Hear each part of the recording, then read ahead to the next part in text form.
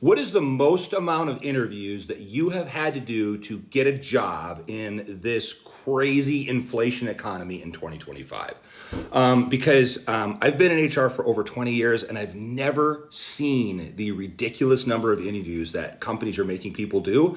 And I don't know if it's decision paralysis. I don't know if people have just let this kind of creep up and they don't want to be responsible for hiring the wrong person or what this is. But listen, I've been in the hiring game for a long time. All the hair that I have left is gray. And I will tell you that to hire an entry level or a base level person, just like a regular employee, I only need one interview. Do a quick phone screen, have them come in, interview them, hired, done. For a base level manager, like just one level up from that, it can just be that phone screen and an interview. That's it. That's all that needs to be done. And it can be that hiring manager at HR in that same interview with them, done. Now, if you're going to get up to a director or a VP level, you're going to have a phone screen, you're going to have an initial interview, and you can have a follow-up interview. That makes sense because you're vetting a person that's going to be over a substantial amount of revenue for the company. That is acceptable. Now, to go beyond 3 interviews, this should be like a VP or a C-suite person, and then it makes sense to have rounds of interviews or panel interviews because you're meeting with different departments, making sure it's a good fit for the team. That kind of thing, 5 or 6 interviews is very normal and is acceptable for that amount of money. I will tell you guys the most embarrassing story of my career as far as interviews are concerned.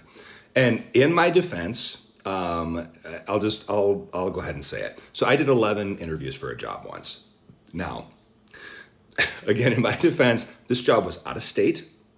It was in Arizona.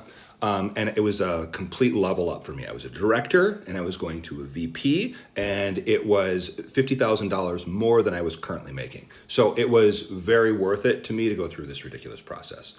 Now, to their credit, there was no test. There was no presentations, but I did a number of phone and video interviews, and then I flew out and met with different members of their team as a VP.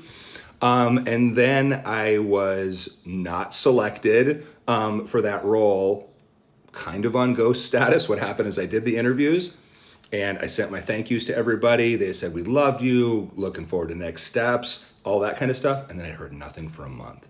And once you send your thank yous, you can't be desperate and reach back out, right? So I waited a full month. Then I sent one follow-up email and then I was going to be done. And I said, "Hey, before I move off of you guys and look at some other opportunities, just want to make sure you guys were no longer interested." Hadn't heard anything. They got back to me, said, "We're totally interested. We just have to get some things together, move some things around, and we're going to be getting you an offer." I never heard anything again at that point. Now, that ended up working